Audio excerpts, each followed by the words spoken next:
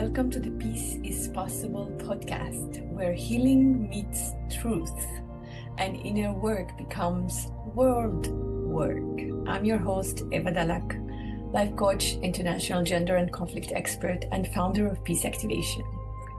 In this space, we dive deep into what it really means to live and lead with peace, beyond slogans, beyond performance. Each episode offers raw conversations, personal reflections, and practical tools to help you cultivate inner peace and create safer, more conscious space around you. If you believe peace is possible, not just globally, but right here in your body, in your relationships, you're in the right place. Subscribe wherever you listen to the podcast and visit peaceactivation.org to learn more.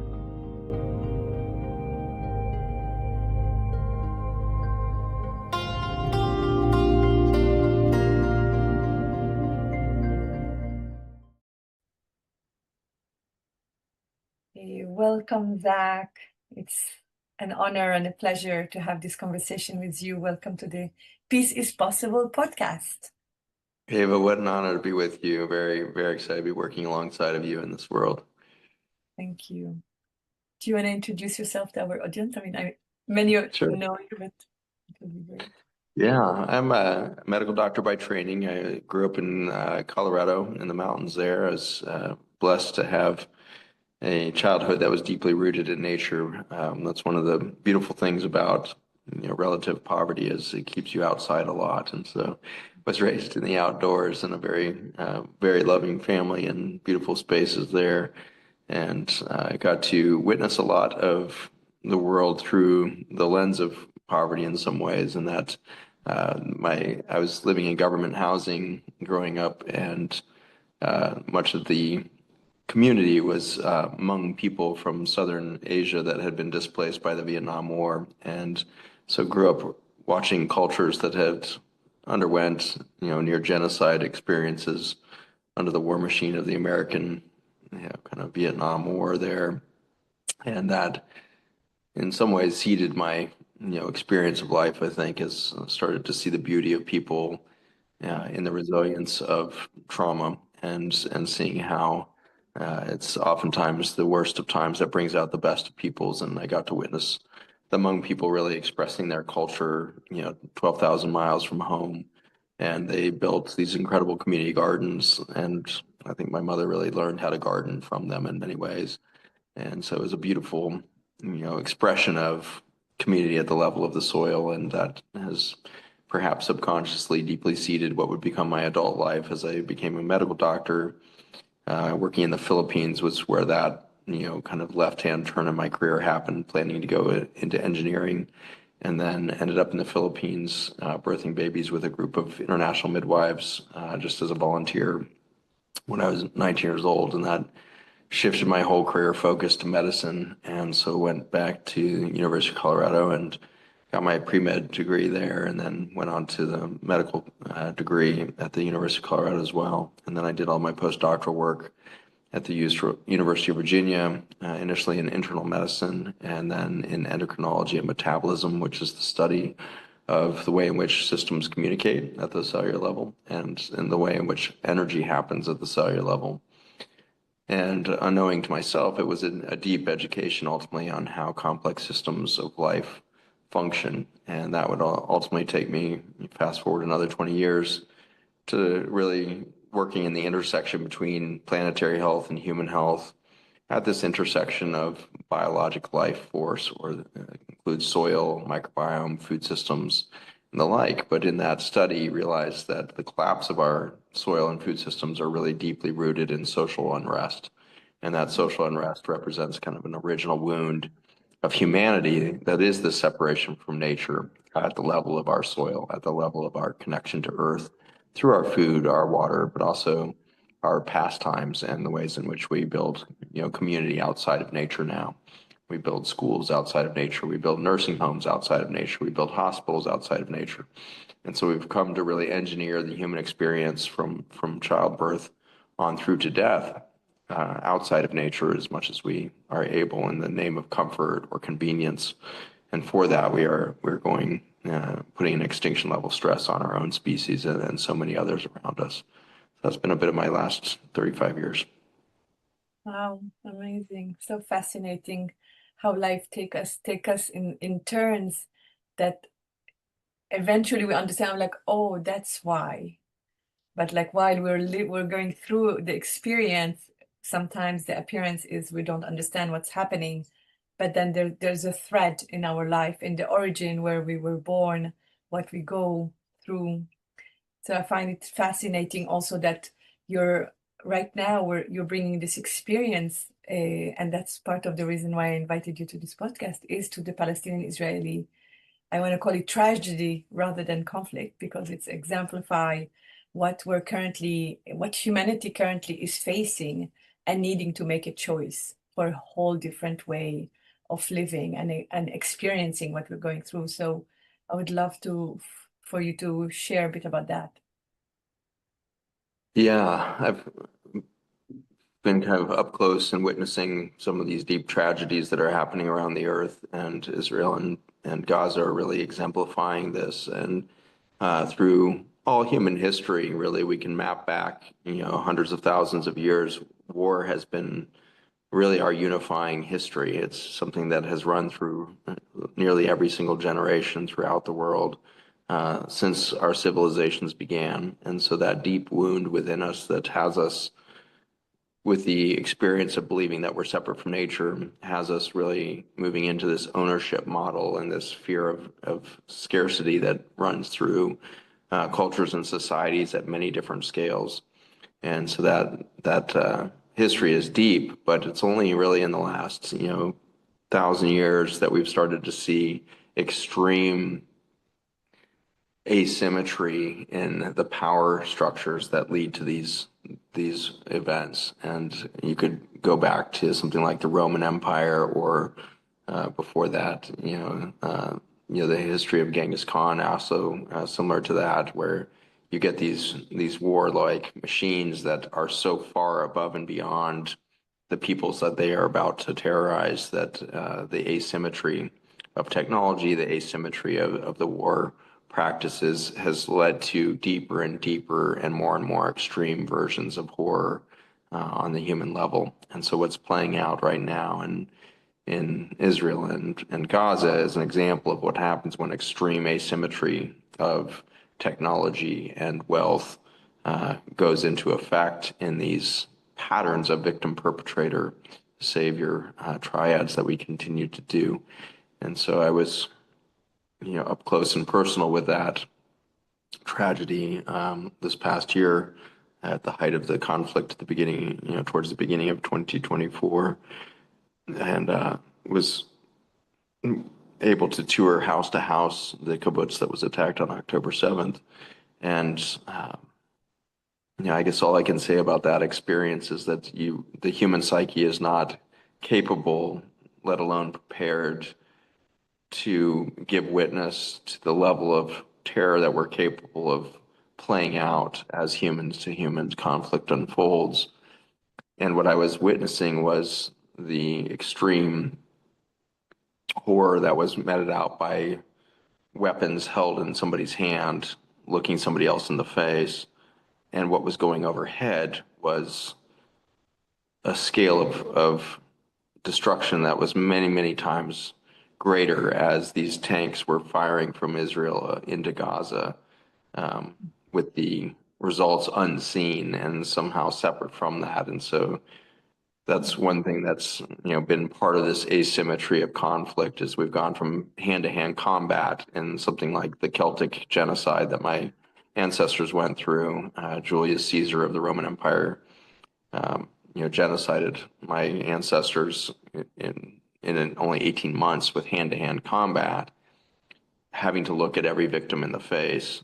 And now we get to shoot missiles and fire tanks at faces unseen, and it leads to this much more horrific, completion of the genocide energy.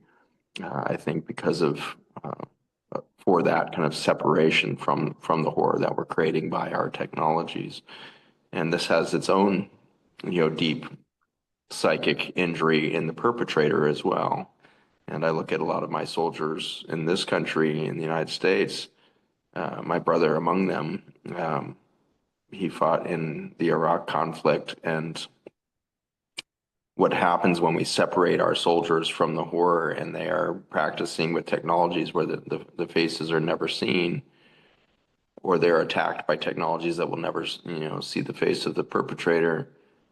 There's a deep thing that we now call post-traumatic stress disorder in these soldiers, that even though they may not have seen the injury occur, their psyche is carrying the weight of both the wound and the psychic damage done by something that you didn't have to witness. And so this leads to a certain level of survivor guilt in its own unique way that we might call perpetrator guilt.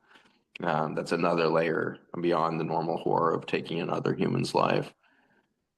So this is all playing out at just this grand scale now, in unfortunately not just Israel-Palestine conflict, or terror, but also in these recent years with Rwanda, and more recently in Ukraine and Yemen and Syria, and unfortunately, we've seen 75 wars, spawned in South America over the last 70 years, largely by the United States and other kind of superpowers that are using these developing countries and the conflicts in them for some sort of gain. And so this has been a tragic chapter of a long human history and a long human book of war that is playing out at such a level that my belief is it's bringing us all to our knees, to the point where we could do something radically different than's ever been done. Because to date, we know that this victim perpetrator savior triad has really been perpetuating these things.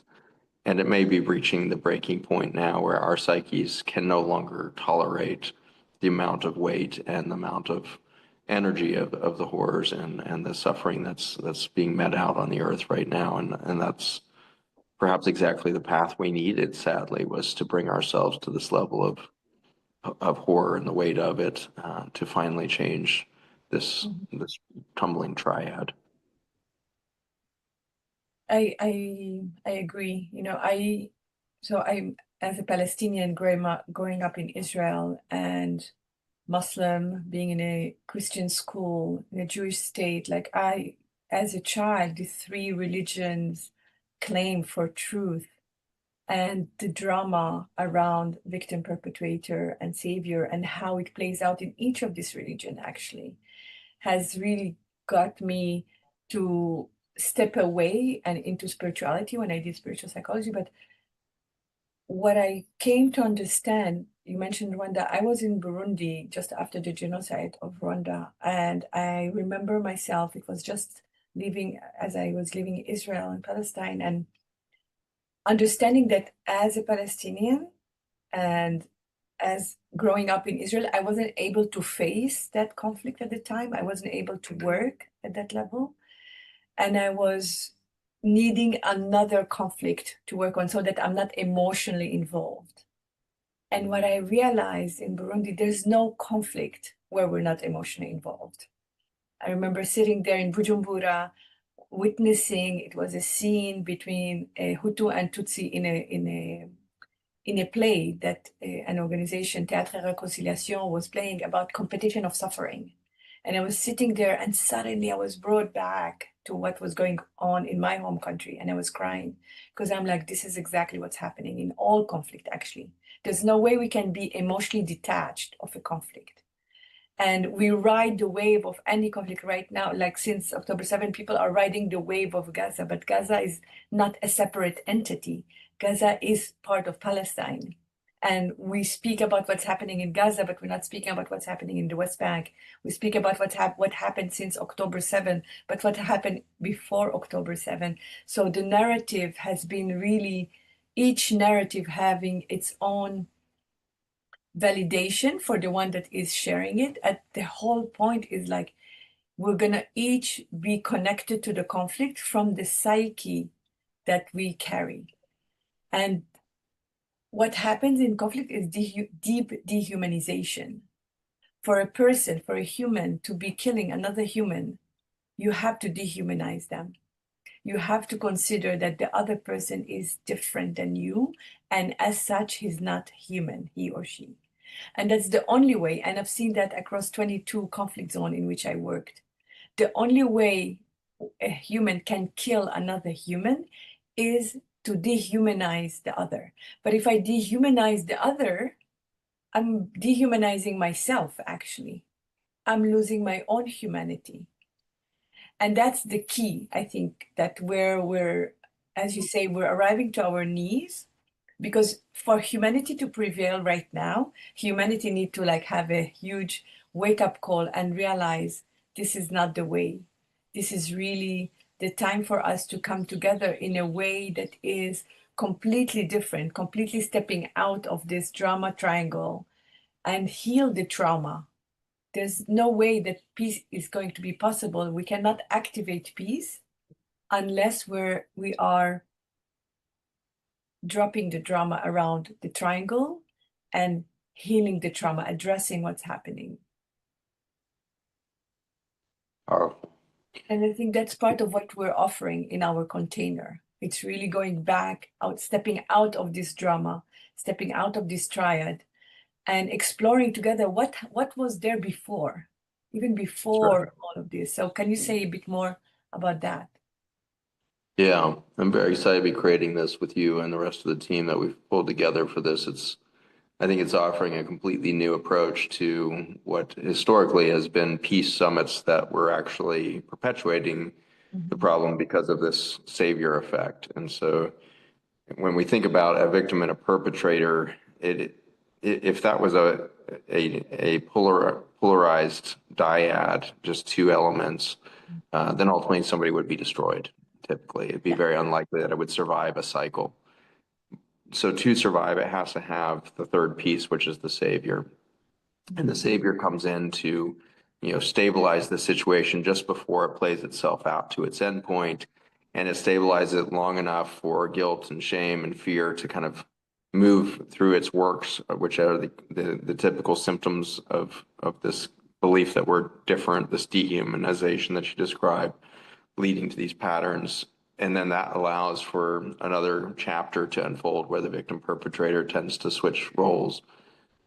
As I've lived into this more and more in recent years, though, I'm starting to realize, my goodness, it feels the exact same to be the perpetrator, the victim, and the savior. We have such a desire in our black and white judgmental human minds that evil is evil, and the people that evil is attacking are good. And so that good and evil play that plays out in all of our religions and all of our storytelling, and ultimately in our own, egoic mind, is separating us from the reality that there is light and dark in everything. Every leaf on the tree behind me has an equal amount of dark and light to create the biophysics of life. And so everything has equal parts light and dark. And it's for our constant I think judgment towards the dark that we never understand its integration. And it's through the failure of the integration of light and dark where we get the conflict, and then we get the great harm. But if we understand the shadow to be inherent to light, then we stop the judgment. And there's a lot of prophetic pieces of work out there that really speak to the importance of the loss of judgment as the final play in human history. We will change our biology when we lose judgment. That's the Course of Miracles. It's many religions. It's all sorts of different prophecies, and it looks to be the time that we're in. Is this weight gets so great, the pressure becomes so fierce that we make this transmutation out of the fear, guilt, shame triad of victim, perpetrator, savior, and we move to something new. And that newness is, I think, what this container is stretching for now that we're creating as we bring all of these facilitators from around the world together to create a new vision or a new process that I'm excited for us to open source to the world as we play this thing out, because it gives the opportunity to realize it's not the dehumanizing in another thing that allows us to kill them. It's actually the denaturization of humans that forces us to kill each other. And so before there's dehumanization, there's denaturization. And that's the original wound. And the reason why we would go to dehumanize somebody to kill them is because we really dehumanized or denaturized ourselves as a group, as a human species. And so this is what this container is going to allow us to do, is let's sit in the pain and the suffering of the local wound of Israel and Gaza, Palestine. As we sit in that wound, and then we consider the fact that something like the United States and other nations are playing the stabilizing role of the savior, we can start to realize that each of those three, the victim, the perpetrator, and the savior, are crystallizing one thing. Mm-hmm. And that one thing is the symptom of the denaturization of humanity. And when we start to understand that, then we lose the personal story of I'm the victim, you're the perpetrator, or I'm the savior coming to stabilize this, and start to realize, my God, all three of those are symptoms of a deeper phenomenon of this denaturization. And so I'm very excited that this is perhaps the missing piece that we have been glossing over or have forgotten to look deeper into as we see peace summits around the world continue to happen at a higher and higher rate with seemingly less and less efficacy, is because we're not getting to the original wound. And so this is a lot like my field, which is in medicine.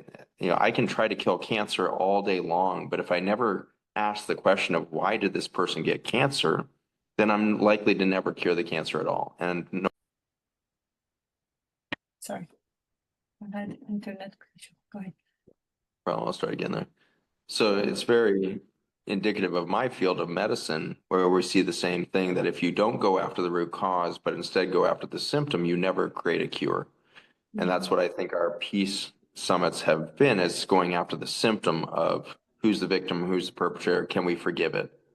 Mm. And in fact, you're still in the symptom, not at the original wound. And so an example of this in my field, very specific to my career, is I ended my career in academia in 2005 to 2010. I was developing chemotherapy. And so here's a very interesting scenario where I am told, or I tell a patient, you have a few cells in your body that are attacking you. You're the victim, the cancer is your perpetrator. The savior is this chemotherapy, which is a horrible poison that I'm going to put in your body. And you're going to drink this to the point of near death. And we're going to hope that the perpetrator dies before the victim. So that's what I did. And so I poisoned my patients to the point of near death, hoping that the perpetrator would be weaker than the victim, which actually is typically the case in the end. Just like the bully on the playground, it's usually the perpetrator that has the most insecurity and the most vulnerability, and therefore they're acting out in fear towards and come up with the solution for the attack as their next step. And I think that's what you're seeing in a lot of these conflicts is, the United States, with an extreme state of insecurity about our US dollar, is spawning wars all over the place to try to stabilize our literally our macroeconomy. It's our biggest sector of spending is in chemical development and chemical deployment through war and farming. And so we're in this, mentality of war because we're so insecure. And so, but if you go and now poison the United States and say you're the perpetrator or you're the savior stabilizing that, you end up, with no solution in the end. And so this is why cancer patients so often will die of their cancers, because nobody's asking why did the cancer occur in the first place. Okay. But and so this is my excitement for this next step as we go to an understanding of before dehumanization is denaturization. And so this is our next step, I think, and I'm very honored to be doing it with you and our leaders from around the world, from our lines of wisdom, who are these wisdom keepers from around the world, are coming out of people groups that survived genocides in the last 150, 200 years under the pressure of colonialism and slavery and all of the mechanisms of macroeconomic abuses. And so these are elders that are coming, having survived that as a people group, and then have superseded the victim perpetrator savior mentality through a connection to nature. And it's this deep natural law that's starting to play out that is inherent in indigenous wisdoms that's bringing itself back to light, bringing itself back to life, perhaps. And so I'm very compelled by the fact that natural law is rising again as a solution point, as a pathway back for all peoples, regardless of their religious or political ideology. Natural law can run inside of all of those. It can be our common language within it. And natural law can be that solutioning back to integrating humans back into nature at every level of our sociopolitics, socioeconomics, socio-industries.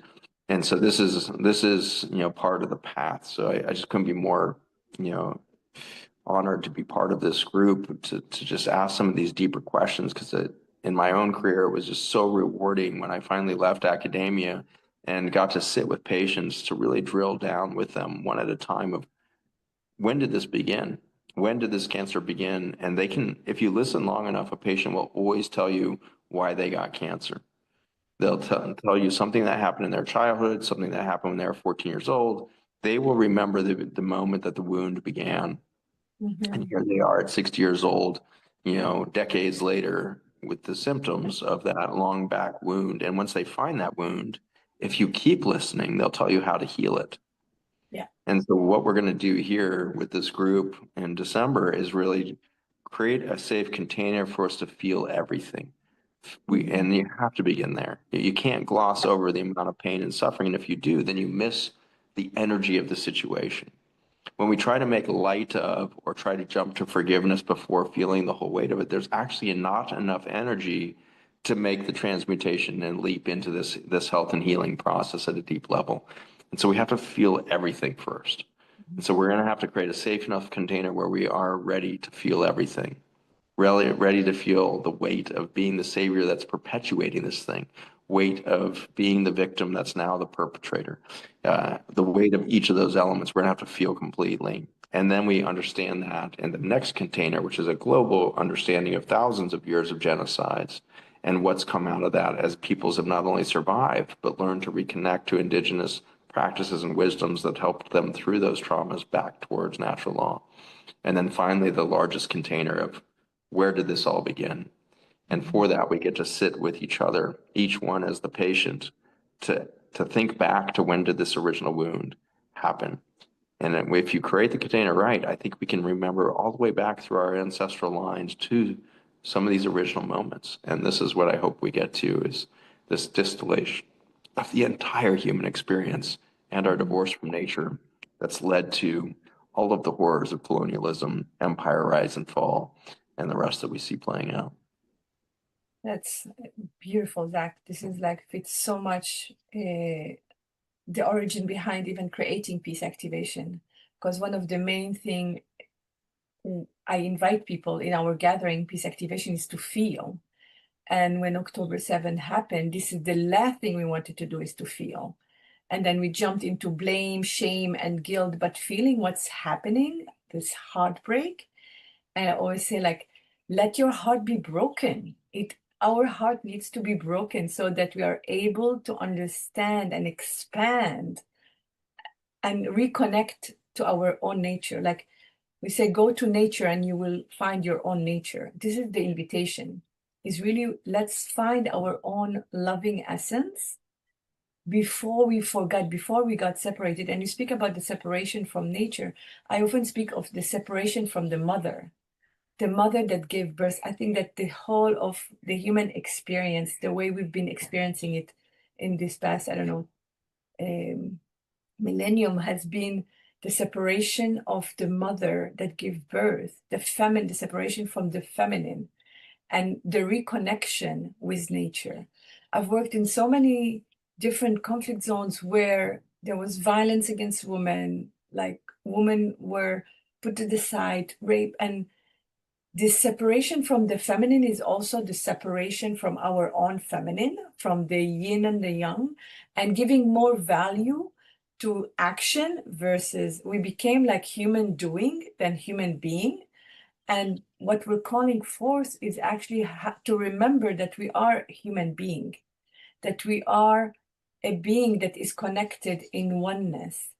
And I think this is really part of the journey, is to go from the personal into the collective, from the me to the we, and understanding that what is playing on the local level is actually played on the global level, is actually played, as you say, on a planetary level. And so we cannot heal here without healing here, but actually it starts with healing with our personal experience. If each individual is part of the one, then healing each individual will be the solution to healing the one. And that's key, because very often when the criticism is like, oh, you're working on inner peace, how can this affect a global peace? You're working on the individual, how can this heal the collective? But actually it's interconnected. It's understanding that we're all interconnected, and it's enough that one person is willing to go through the feeling, and the feeling that has been going on of helplessness, powerlessness, depression, which leads us to disconnect actually, and try to continue life as normal. Yeah, there's genocide happening over there, but it has nothing to do with me. Or there's this happening there, but what can I do?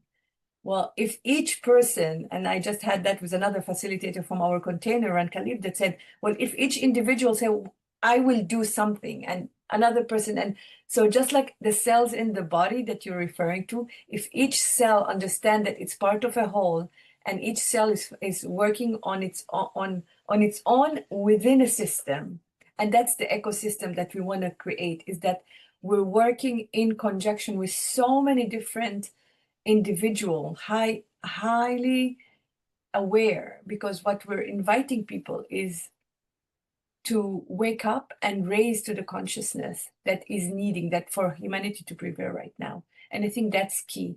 And the way you describe it, it's the local, the global, and the planetary, and how we're actually going to be addressing each of these container is key, because finally we'll be able to trace a journey.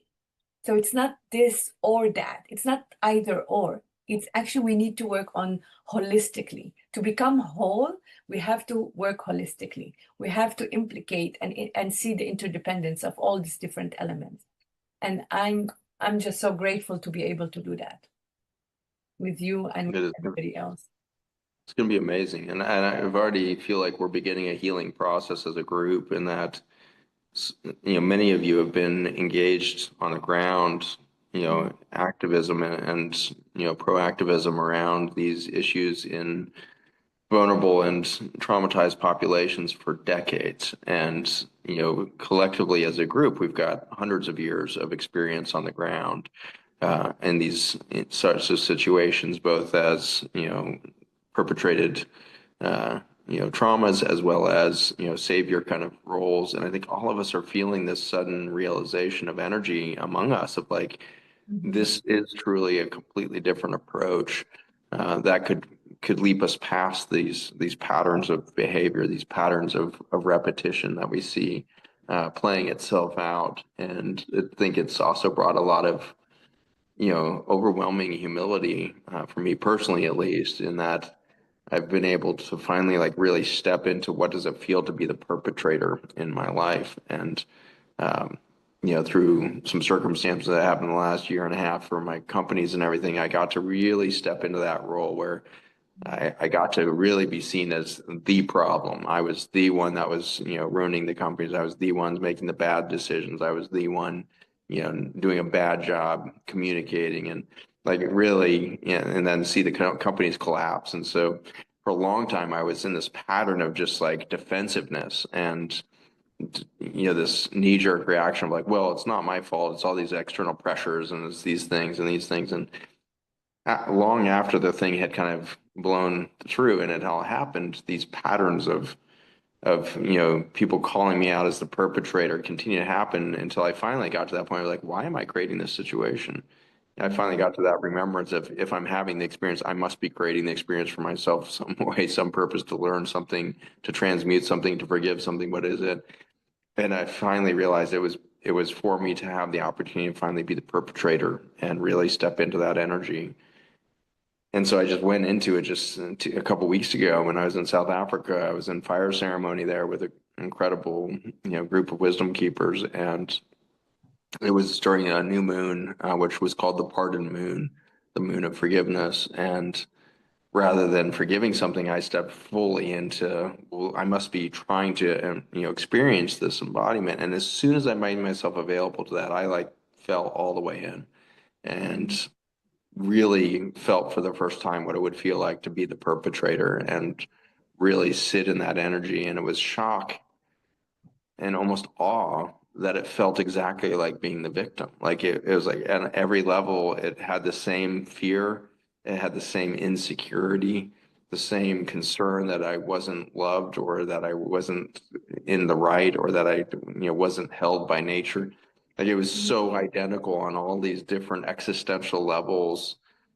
But had I not had that experience, I don't think I would have gotten it. I think I would have gone into this experience with all of you still with this theoretical or analytical mind saying, yeah, there's the victim, perpetrator, and the savior. But it wasn't until I actually felt the perpetrator that I realized that all of these years of trying to be the savior for the planet and peoples, marching all over the world, telling people about the dangers of chemical agriculture and these chemicals made by Monsanto. And like I was the classic, activist back in the day that then moved to a realization of human story is more important. You got to tell the human thing and all this. But what I was missing still was the fact that the perpetrator feels just like the savior, feels just like thing, and that we all feel like we're not enough. We all feel like we have the same damn wound inside. And so something has really crystallized in me that I'm really excited to bring forward to this experience that we're creating for this container in November, December. And it feels like something I've been waiting maybe lifetimes to resolve, because I can see how I likely play this out, if not in many lifetimes of my own, in my ancestry. My ancestors were kind of victims of the machine of divine law that was being practiced through the royalty, abuses in Europe, and they escaped to what would become known as North America, then Turtle Island, and they went there as outcasts in large ways. First, my ancestors' Celtic genocides, but then more recently, the genocide to the Irish people. And so my Irish and Scottish, sides had come to the United States and landed there 400 years ago, 10 years after the creation of Jamestown. And so for 400 years, my family has been in this land, and in that time have been part of a war machine that has genocided 97% of 100 million peoples that lived there at the time of our arrival. And so in my bloodstream is all of it. I have been the perpetrator at the deepest level. I have been the victim at the deepest level. I have certainly, as an American marching around in my philanthropic nonprofit hat, been trying to be the savior. And every one of those ends up being the same thing, is really hard to handle. It's hard to really own that reality, because we so much want to believe that we could be good. We could be the good guy in a conflict of good and evil. And that's letting the good guy die within me has been a very difficult, painful 6 months of my life. And it's led to a lot of discovery within me. But I think until we all step into that complete ownership and then be able to see it as one thing, so that we won't be able to step out of it. We'll be stuck in the cycle ourselves. And so it's going to take that much feeling in the end. And so that's going to be the invitation in these containers, I think, is where in your life can you feel that perpetrator within you, and can you feel how that feels just like the victim and the savior at the same time. And in that journey, I think, your point is very interesting to me around your statements there that you had made. You were talking there about the abuse of women and children in these situations of civil unrest or deep genocide events or whatever they are. And I've had the blessing of working with Jay Naidu, who's out of South Africa. He was the minister of communications and things like this that helped get Mandela out of prison, and then he was the Minister of Labor that helped organize the labor unions that ended up being the thing that broke the back of the apartheid government of the British government there. And so he was right in the face of all that. He was in, constantly with death threats and everything else to him and his family. And he sat through all of that, and he sat at those tables for decades with Mandela and the rest, trying to figure out what is a post-apartheid government going to look like. And then hell broke loose when Mandela died. And in this post-apartheid era, we've seen incredibly brutal, mafia-like behaviors of the post-apartheid governments, corruption at these extreme levels throughout South Africa, incredible unrest and dysfunction within the country, all the way down to its sewage treatment plants. 70% of the sewage treatment plants in the country are now defunct and pouring raw sewage into rivers like the wealthiest country in Africa have just completely dissolved. And Jay is very powerful in speaking to the fact that the reason it all went south is because in the consideration of what this, next government would look like as victim became in power, perpetrated some of the biggest horrors the country would see because nature and women were not included in the restructuring. And I think that's just a deep, deep truth that he's carrying now is it would have been different if we had in the restructuring put nature and women at the center of the structure. And that's, I think, where we're going to find our path forward is you put Mother Nature in there and inherently the woman, the feminine will begin to flow in each of us, male or female, will begin to reconnect to this flow of life force that we're all disconnected from as the original wound. And so when we say putting nature and women back at the center, we're really saying, let's put the original healing, let's heal the original wound within this masculine paradigm that we've created out that came out of this belief that the mother rejected us. Yeah. And that's now where we sit. That's resonates so much. Thank you for sharing about this journey. It's there's a couple of things that come forward. I remember when one of the conflict, as I shared before about the Burundi, gave me one key realization. But when I went to Gujarat in India, and I was researching about women's role in conflict resolution, what I discovered is that it's not about the woman, it's about the feminine. And that there's a lot of women that perpetuate conflict. And this is also something that we don't discuss, that we're not, that when we want to bring back women to the table, to the negotiation table, or nature to the negotiation, I feel like nature need to have a space on the table of the negotiation. But nature and the feminine, it's not just like women because they're of their sex, it's because the feminine needs to be there. And I've seen in so many different conflict zones how women perpetuate also violence and how it's the masculine, the patriarchy that we've all inherited and internalized. And for me, my journey has been losing my eyesight to really reconnect with my feminine. It took 2 years of my life, just like getting me out from like this high-speed train that I used to be of like going go, go, go, go, go, and do, being a human doing high speed.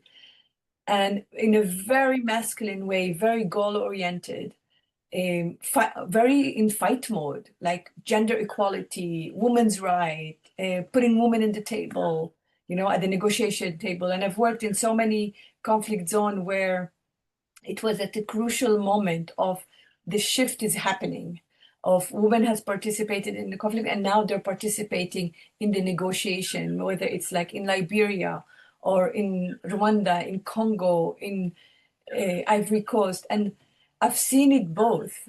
And I think when Spirit gave me the opportunity to remove my eyesight, I think it was really an invitation to drop deeper in and stop the judgment out. Because that's what's happened when we're judging reality and we're judging what is right and what is wrong. And I was very much in a mode of like, this is right, this is wrong, this is what we need to do. And very righteous. And it took me to lose my eyesight at the crucial moment where my vision, it was my vision for 2020, was peace in the Middle East, where compassionate self-forgiveness was going to be the weapon. And come 2020 and I lose my eyesight in conjunction with COVID. And needless to say, I was depressed, I was frustrated, I was angry. I went through the whole motion of emotions. And it's only now, I think 3 years later, when I said, oh, that was such an opportunity to understand a true vision of peace.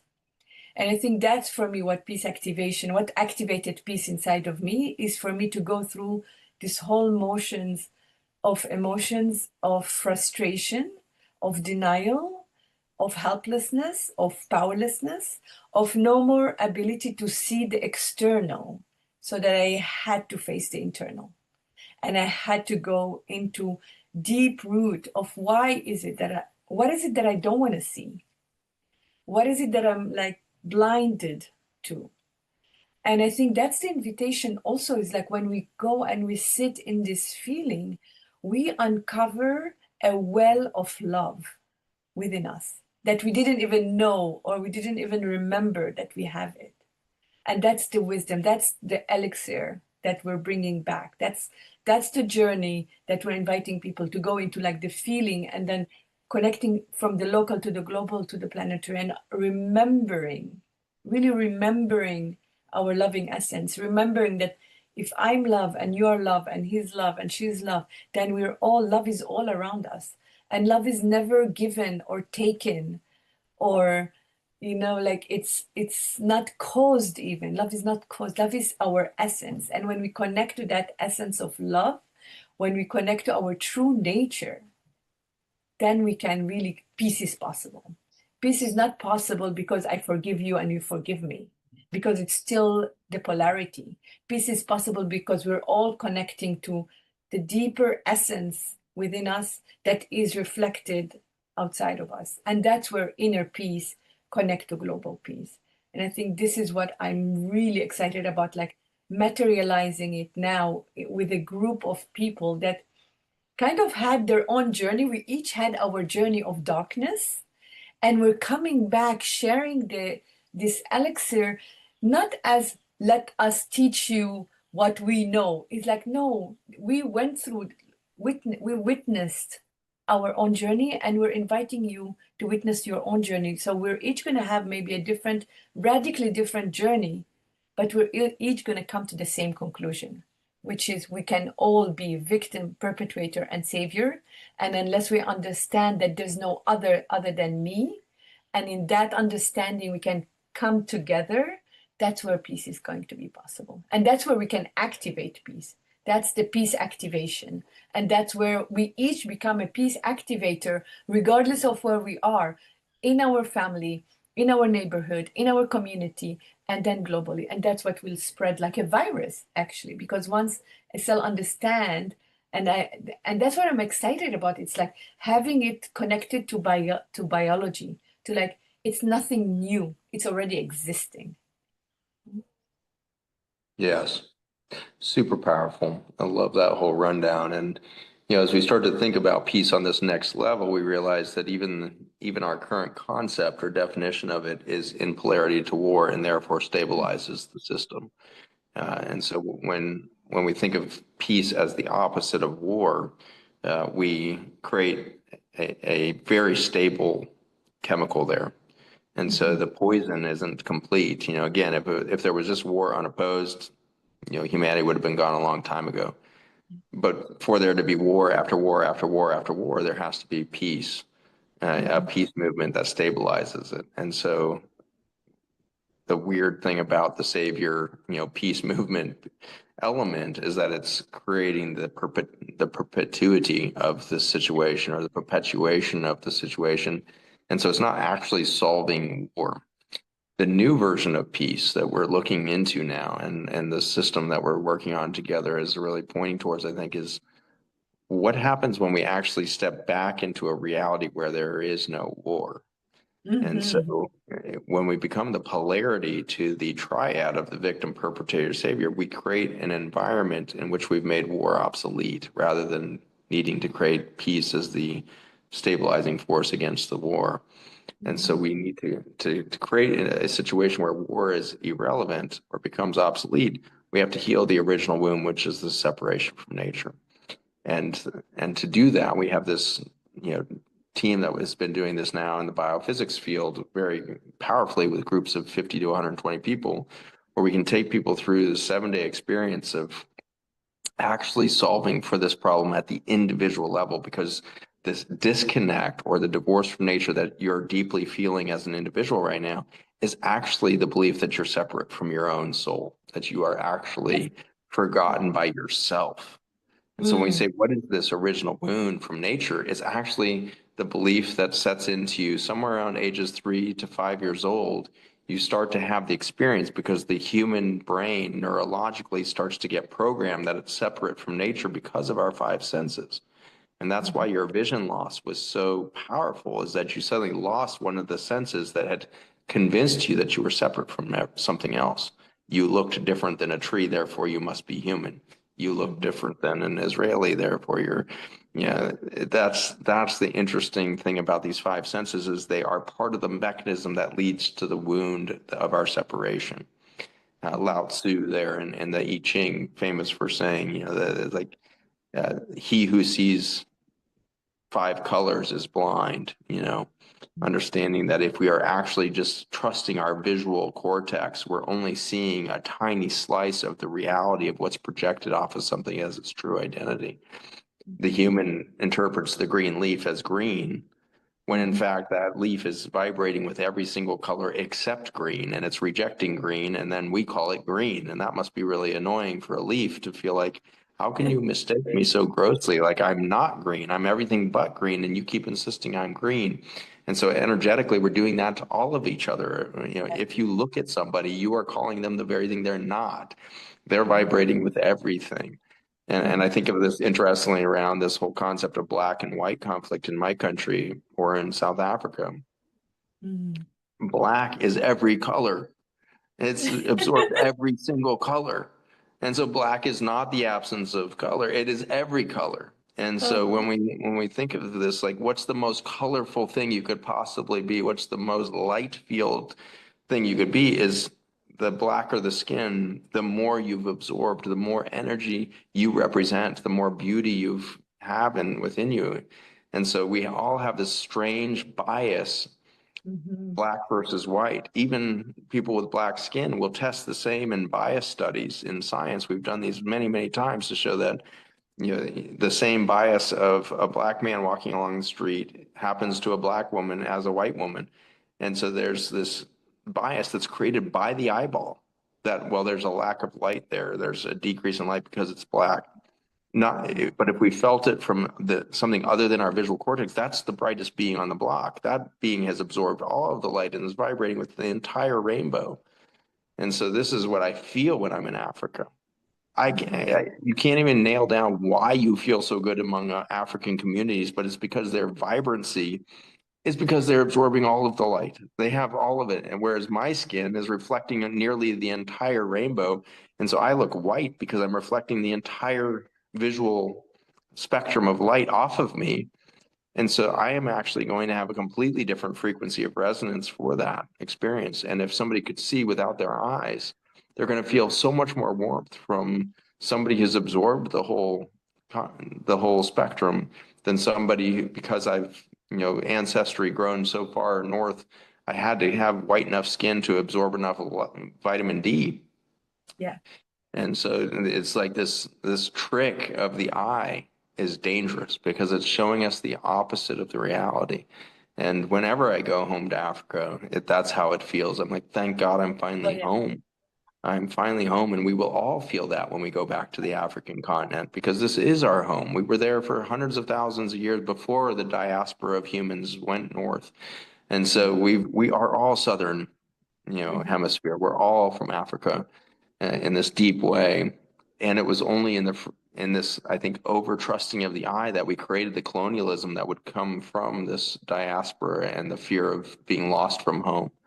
And that sense of rejection comes from our eyes, and it comes from our literal movement away from the original energies of the earth that we grew up in as an ancestry. So there's this powerful return that we can see. And so I hope in this container we're going to realize that it is for the frailty of the five senses of humans that we have become so blind to the beauty of everything within each other.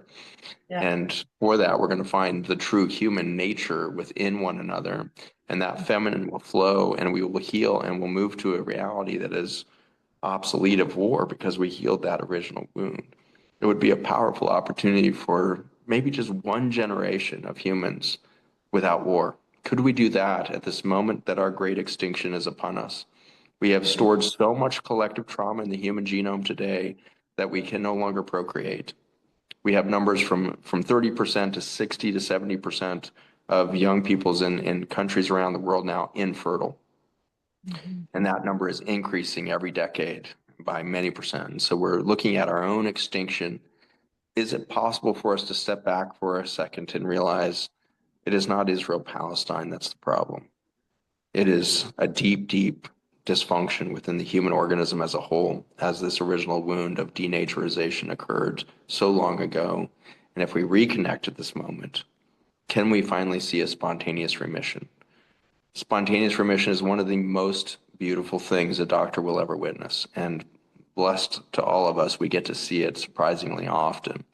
I was a hospice doctor in my third chapter, and in my hospice palliative care years, I saw an astonishing number of these events where you've got a patient who's admitted to your service for 3 weeks to 4 weeks to live left of life because of stage 4 cancer, and it's riddled their body, and they've got tumors in there that originated from their lung, but it's now in their brain, and it's in their bones, and it's all over their body. They're in pain and they're suffering.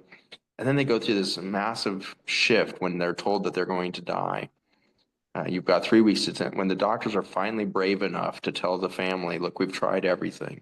And we're not very courageous as a specialty anymore as physicians. We always wait till the last possible minute because we don't want to admit defeat, because we've been told that we're failing if somebody dies, which is kind of ludicrous because 100% of people die. So you can only fail as a doctor today. But in that, we spend a lot of time delaying that moment. And amazingly, when you finally tell somebody that, they can go through this seismic change in who they are. They've set down the drugs. They're no longer on any medications. They're maybe taking a little bit for pain, or they're releasing everything. I've seen a lot of patients stop everything. And in that, they come into a different relationship to their cancer. And in that, they come into a different relationship with their families. And in that, they come into a different relationship to self. And after a few weeks, they didn't die. In fact, they're starting to eat food again. In another month, they're like looking actually quite good, and they're walking around the backyard, starting to garden again. And finally, as a doctor, I'm like, you know what? I think we kind of need to see what's going on. Can we repeat a scan? And in spontaneous remission, that next CT scan will not only show that there's no active cancer left in their body, there's no evidence it was ever there. There is no hole where the tumor was in the bone. There's no scar tissue in the brain where the tumor was just weeks ago. When I give chemotherapy, radiation, and surgery, I expect there to be a potential for healing to happen in which there is scar tissue and there is holes in the bone and there's evidence that the tumors were there. In spontaneous remission, the individual literally goes back to express a biology that existed before the wound. That happens. And it happens with such regularity, we have to have a name for it and a Medicare billing code for it, because it seems like it'd be difficult to bill for a miracle. And so we call it spontaneous remission so that we can bill for this ridiculous thing. And so spontaneous remission is where we're at now as humanity, is our only path forward. The amount of trauma we're holding in our collective genome is so high from thousands of years of victim, perpetrator, savior patterns that we will go extinct. And the game is high now. The stakes have never been higher. We are going infertile as a species, and we have only one opportunity left, is to what happens if we forgive everything. To do that, we're going to have to come out and realize the forgiveness is not to the perpetrator. The savior is not there for the victim. But the forgiveness is to the entire triad of the victim, perpetrator, savior that came out of our separation from nature originally.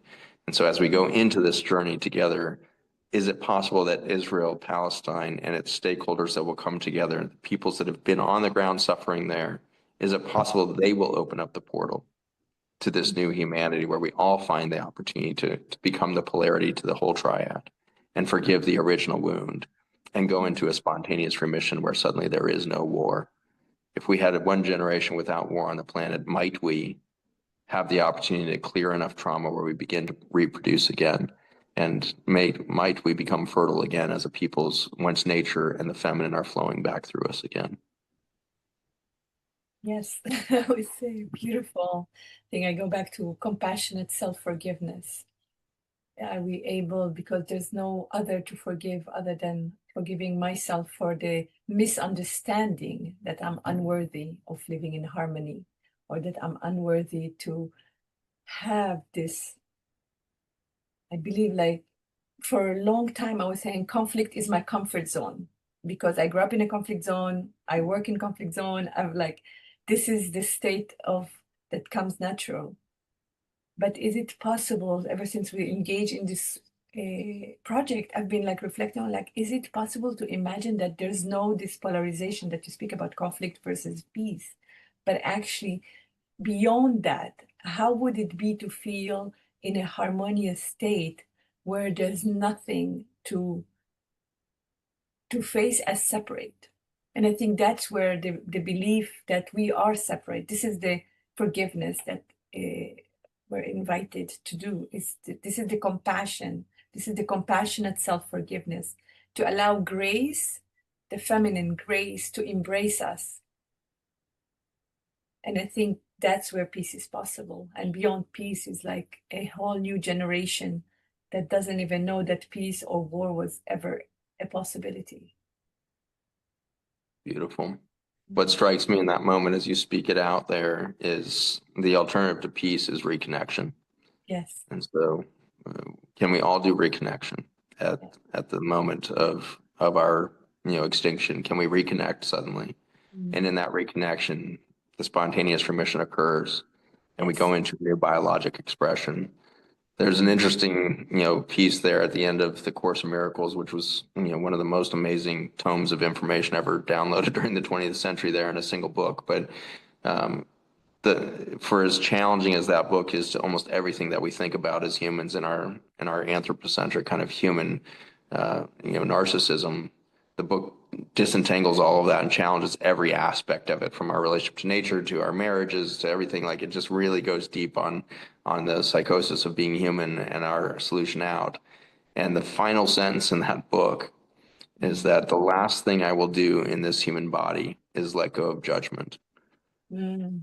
And the implications are enormous and point to what you said earlier in the podcast, which is, could there be a new biology that comes after this? And so when we let go of the judgment against the perpetrator and the altruism of the savior and the empathy to the victim, if we let go of all of that emotional attachment to the triad, letting go of judgment, do we go into spontaneous remission and achieve this much higher level of biologic resonance and literally express a new biology? Literally, the genome rearranges itself just as it would with spontaneous remission to a remembrance of where we were before the war, before the original war with nature. Could we reconstitute the original design of humans and step back into our birthright as a keystone species, such that every place we would set our foot, there would be more biodiversity, more life energy, more potency of intelligence and beauty? That's where I get enough hope to live another day of the suffering and sorrow that I feel inside of myself every day, looking at the horrors that we perpetrate against our planet and against one another currently. So this is where we will hold each other in this event. Amazing. Beautiful. Thank you so much, Zach. Really grateful to be journeying this with you. Honored to be with you, Eva. Thank you for being here. Thank you for listening, for feeling, and for holding space with us. If this episode moved you, please support the Peace is Possible podcast by subscribing, sharing it with friends, or posting it online. Every ripple counts. We'll be back next month with another conversation that dives deep into what it truly means to activate peace within and around us. To support the vision behind Peace Activation, visit peaceactivation.org and follow along on social media. You'll find both Peace Activation and me, Eva Dalak, across all platforms. Until next time, may you meet yourself and others with peace.